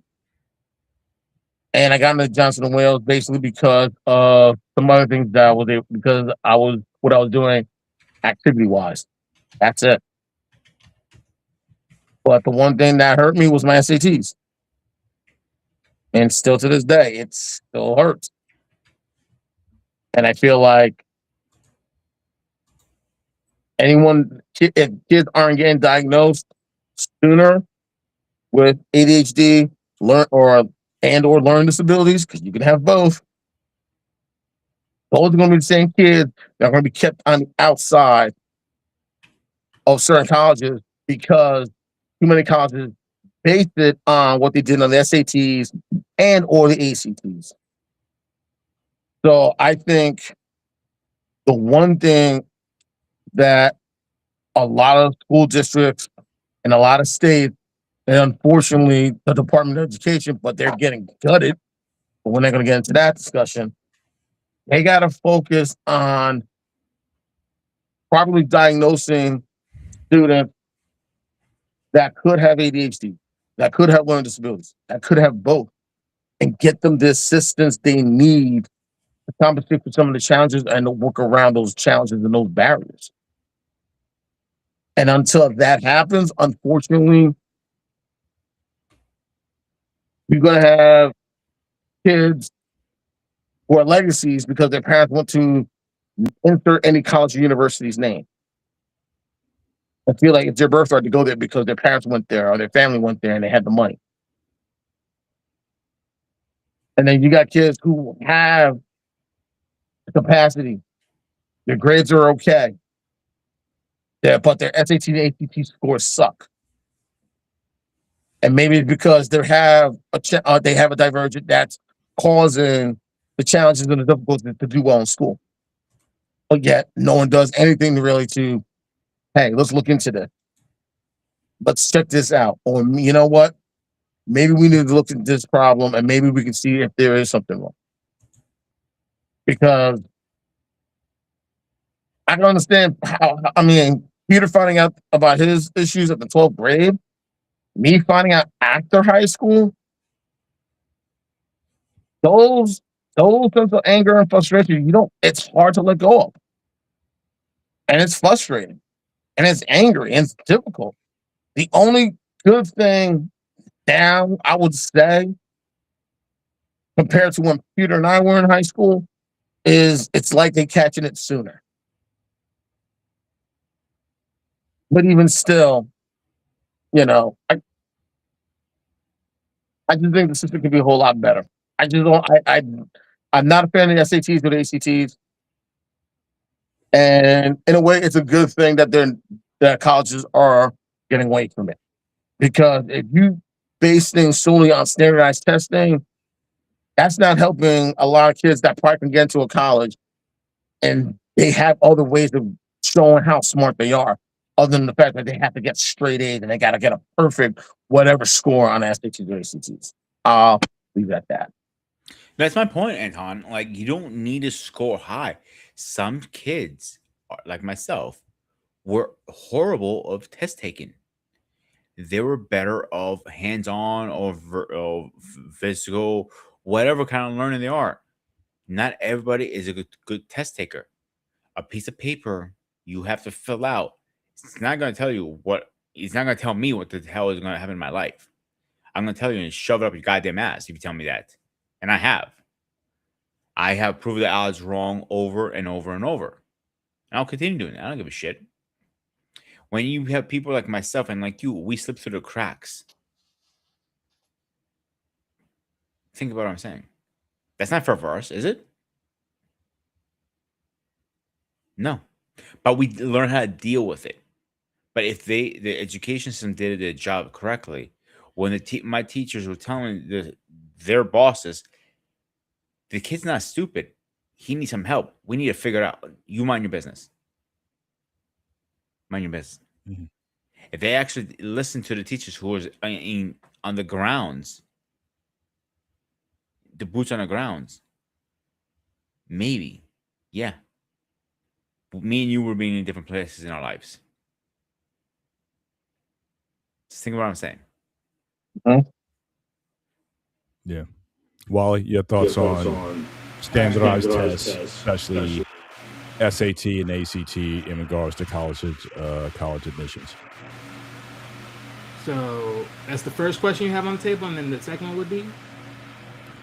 Well, actually, the first question was just on, again, a teacher's ability to teach in a disruptive classroom, or that environment. That was the first question. The second one All was right, on so the yeah, that's why I want to make sure. Okay, so I mean, well, so overall, I mean, look, and that's why I said earlier at the beginning when I was asked the question originally, I don't really put this as more of a teacher issue more than so I don't put this more so as a student issue.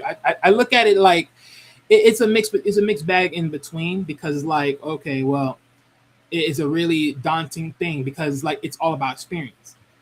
Like, okay, you can say that the student wants to try, but God forbid he tries, then the peers joke and laugh and tease, and they go in that spiral of like they need to go and become the comedian or whatever like that, just because they just don't want the embarrassment to come along the way, because that, you know, there's peer pressure in this. Most people may not think that, but when you having peers put peer pressure on you, there is peer pressure on this. And again, you know, most people don't understand nothing until they actually know, like, oh, you're this. But even then, if they did know, it's just more so of a weapon to really push that agenda of saying you're stupid, you're dumb, whatever, blah, blah, blah.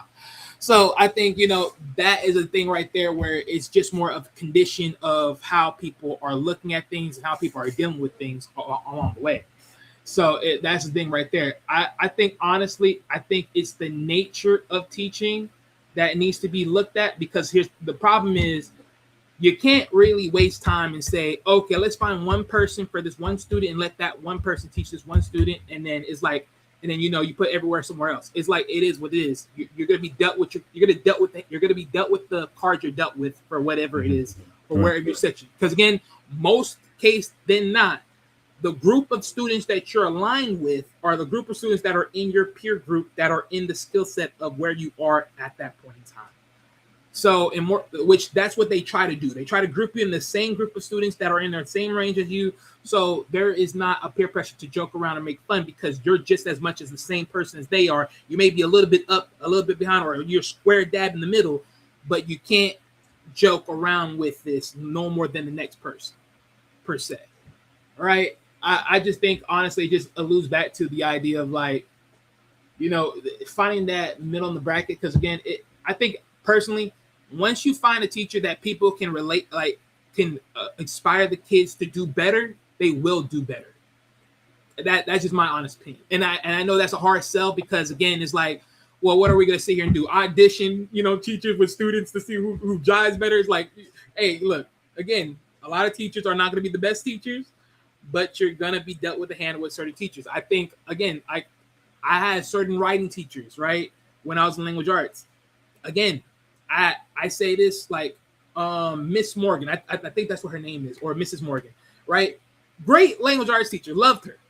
I loved her, because personally inspired me to do better, and I excelled better when I was with her.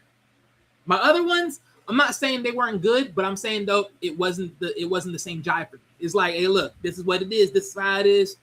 Do the job, do the work. Bring me the work when you're done. It was like, all right, you know, cool. You know, and it's not that expiring. It's like, you know what, damn if you do, damn if you don't. I mean, granted, I'm not saying they're gonna sit here and judge you and say you're an idiot, but it's like there really ain't nothing there to lift you up to do better. It's just what you got. And the thing is, like, from my 7th grade year, like 6th to 7th and 8th grade, I said again, your 8th grade year, as far as middle school wise, probably the best year of my life, because again, I was with teachers that I can honestly say that I love being around. because again, the inspiration or just pushing you to do better was there. And not only that, I wanted better. I was willing to fight for me, regardless if my parents were involved or not. Whoever, I wanted better, and that's another thing. I think a lot of cases students have to fight for themselves. Again, ain't no one gonna fight for you than you. And once you fight for you, everyone else comes along the way. I still gonna stand on that.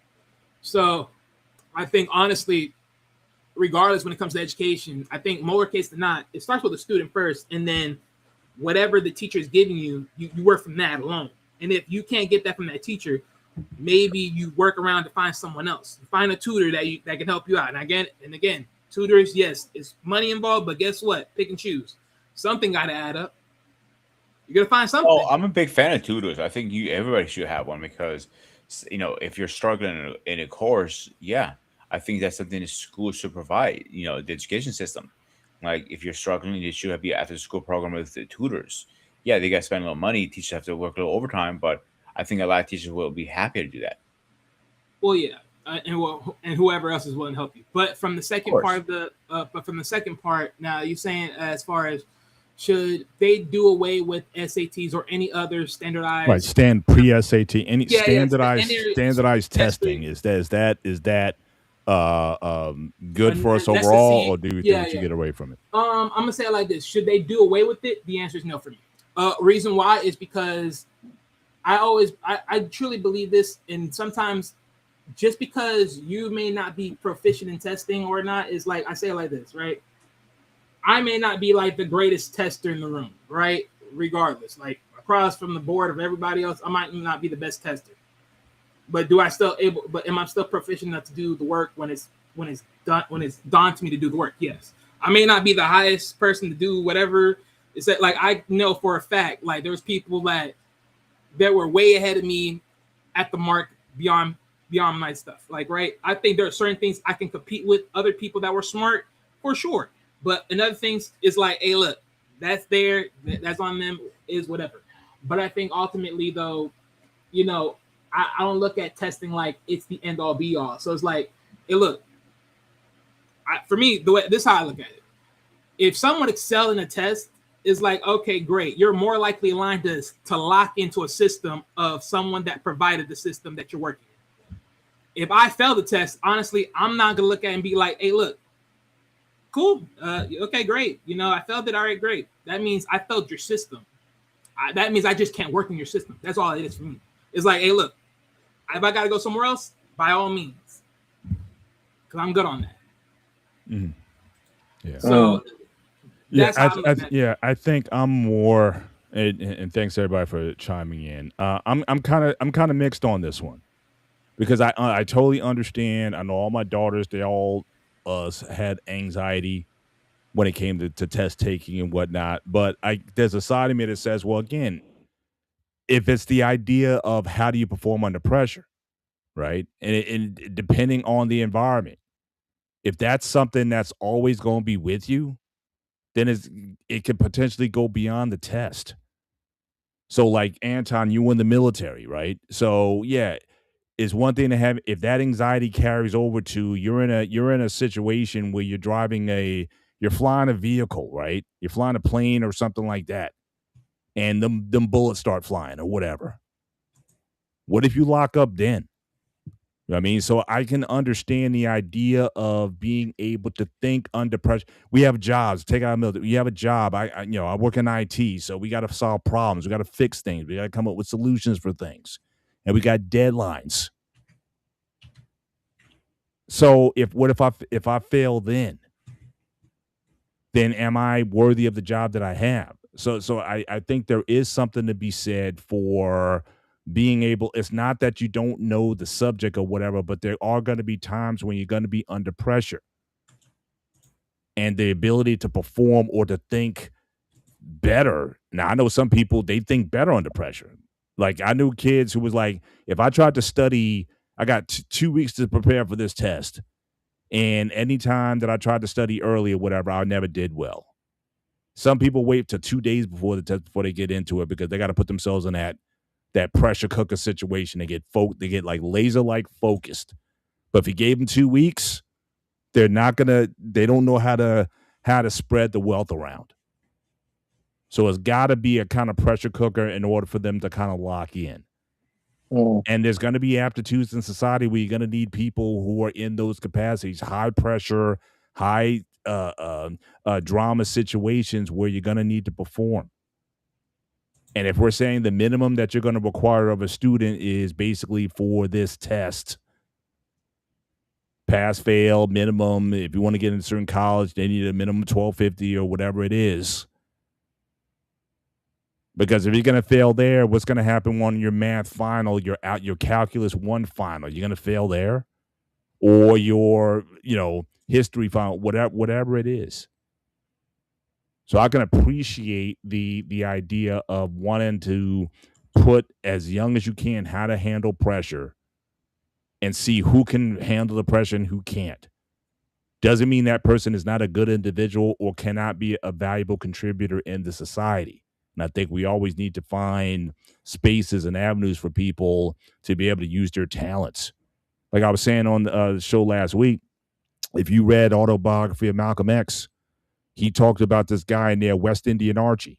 I remember. Now, for everything he said, West Indian Archie was a math savant. He would take numbers and bets and gambles for people. He remembered every number. In another world, he could have been an actuary. He could have been a scientist, a data scientist, data analytics. He could have been a lot of different things. But the only thing that was really open to him was the criminal underworld. But you can't say he's smart. He's not smart. And I'm saying, what if you had that scenario going back to the 1600 days? Because I don't know, I think it's 2100 now, but let's just say 800 math, 800 written, right? You give me a kid who gets a 750 on his math score, but he gave me a 250 on his written. If I'm a math tech university, I'm still going to look at that kid. And I'm gonna say, look, what's the deal? Maybe he does have dyslexia. Maybe he reads numbers better than he does reading comprehension or something. Because usually it's like you got to read the story and you got 2 minutes to understand the context of the story and then answer the questions based on the story. But for what I may need him for, I may need this kid in NASA. I may need this kid in some kind of program or whatever. I'm gonna take a look at that kid.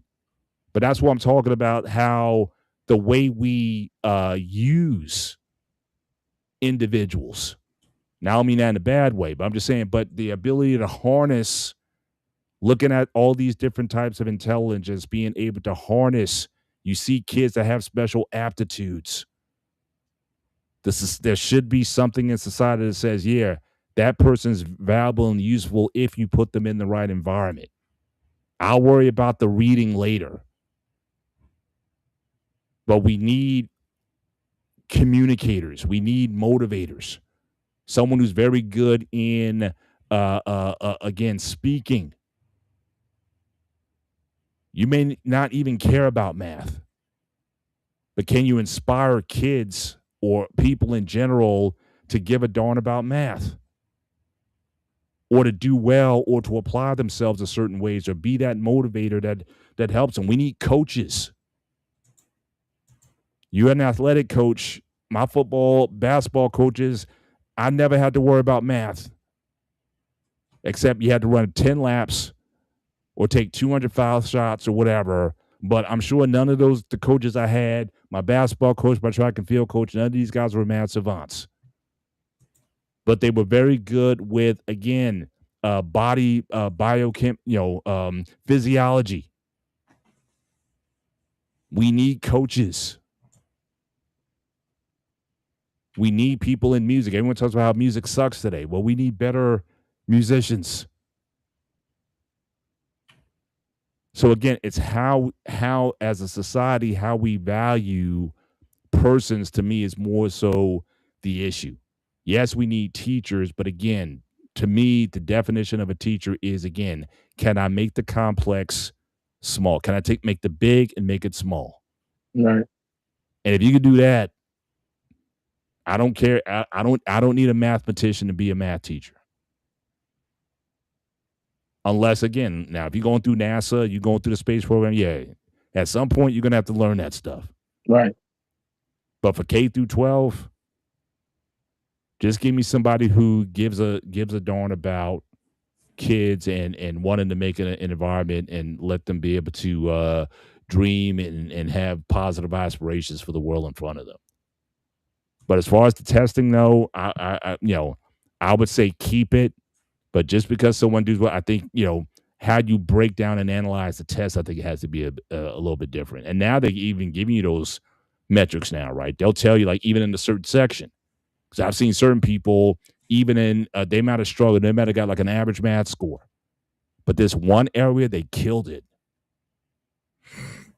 But now we can go back and, okay, let's look at these other areas where you're lagging, and maybe there might be something there. Maybe that may be holding you back. Let's see what that is. So use the test to kind of assess where people are, but then help them to get into the areas they need to be in. So that's a little bit more nuance for me, but like I said, I would rather have them than not. But use it as a tool to assess versus a you're good and you're not. I think that's really, I think we definitely need to get away from that. Mm-hmm. All right, guys, we're coming towards the end of the show. Let's start getting our final thoughts in. All right. I have Paul. You want to go first? I'll use that. All right. I'll drop the mic on that right there. So I'm good. Right. Antonio, you want to go next? Sure. This was definitely something I'm glad we talked about and everything else. You do have teachers out there that really care about their students and love their career. And to those men and women, thank you. There were some teachers that I had in elementary school and in high school that saw how much I loved being in school and made things as less difficult and challenging. And for that, I say thank you as well. I feel like now teachers are dealing with a lot more than they ever had to before. And I think the other problem also is they're being told to make sure students meet these specific standards. School is more than just knowing how to take a test and pass it. School and education is more about, are there any subject matters that you can understand and you could apply it to your everyday life? Not just math, not just English. And I think that's some of the challenges that teachers are dealing with.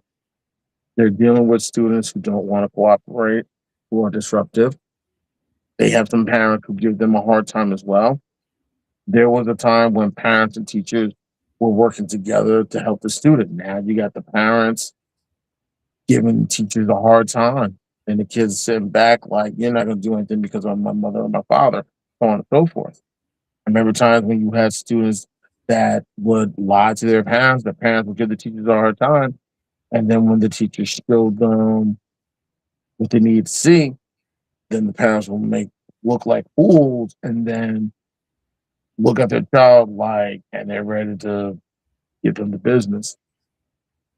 We have to find a way to give the teachers the support that they need in every way, shape, or form when it comes to educating our children. And I'm seeing that from a different perspective now that I'm a parent. And the one thing that, because of my challenges and my difficulties, I'm able to do for my kids that my parents didn't know what to look for. These are things that I'm concerned about. And if you see them, let me know.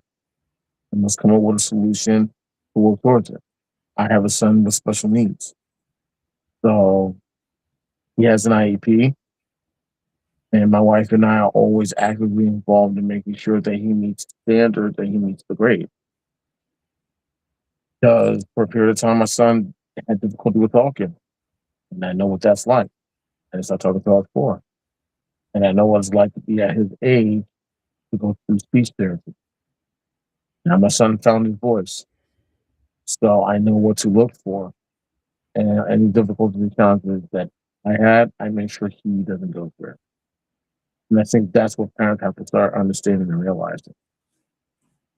You know, give praise to a lot of these teachers for a lot of the work that they do. My family members are in education. I have friends that I grew up with are in education as well. I got a friend who I graduated high school with, who's doing a lot at one of the high schools here in Jersey, and making sure that a good number of his students that graduate high school have also taken classes where they're getting their associate degree at the same time. And he was a teacher. And I was surprised he was doing that, but he told me, hey, you gotta do something. So I feel like parents, instead of being angry with teachers with what's being done or what's not being done, parents, we need to be angry at the school board. We need to be mad at the districts. We need to be mad at the board of education. What are you giving these teachers or not giving these teachers that they're teaching our children? We need to pressure them. We don't just want our kids to know how to read and write. We want our kids to have something, something that I know a good number of us have, a well-rounded education in a lot of different subject matters. Instead of putting pressure on the teachers, let's put pressure on these administrators and these school districts, as well as the states that we live in, and let them know. Give the teachers the tools they need, give them the freedom that they deserve, and let them do their job. And that's all I got to say. No some words we're thinking.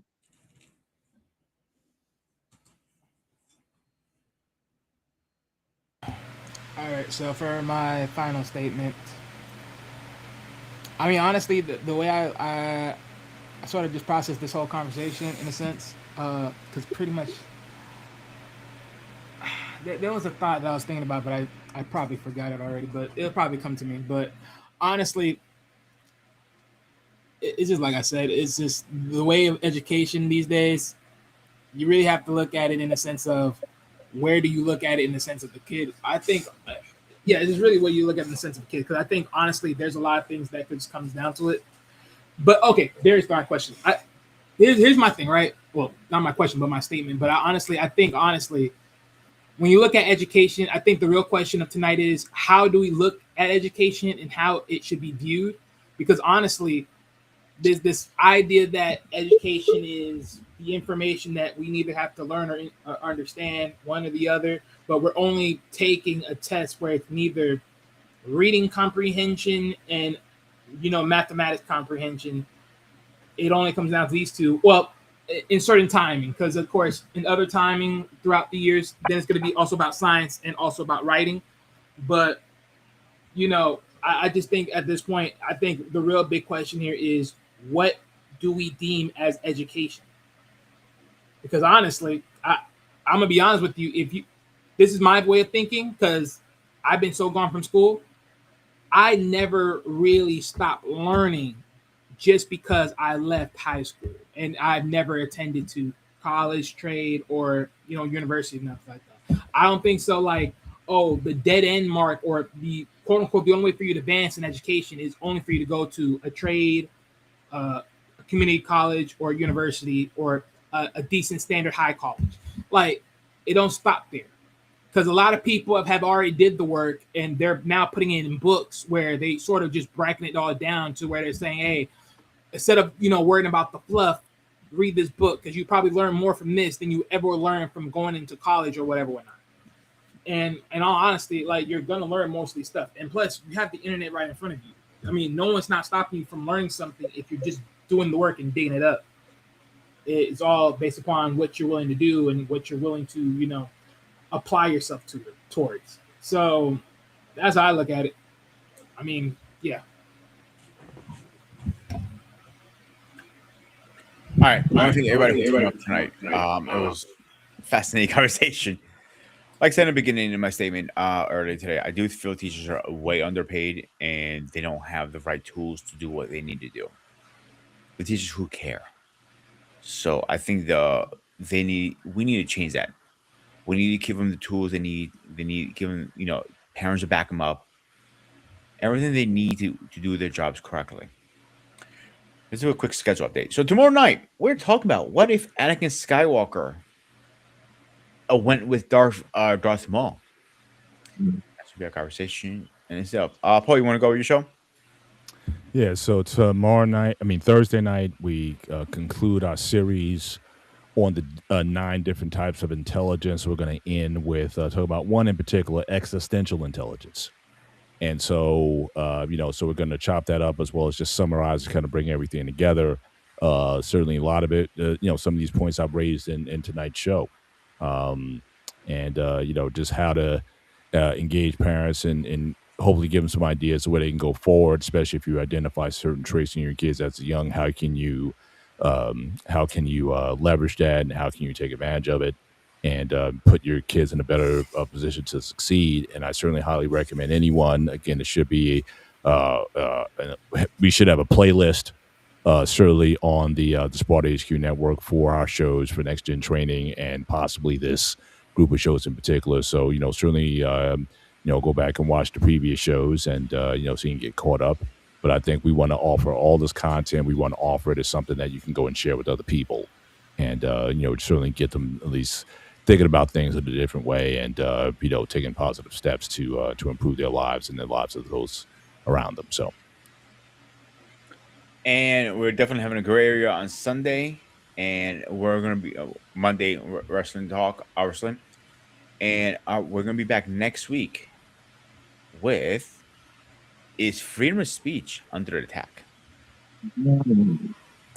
And as always, guys, this was Spartan HQ Network. I am the Spartan, my man Paul, baby oil Anton, my man Wally.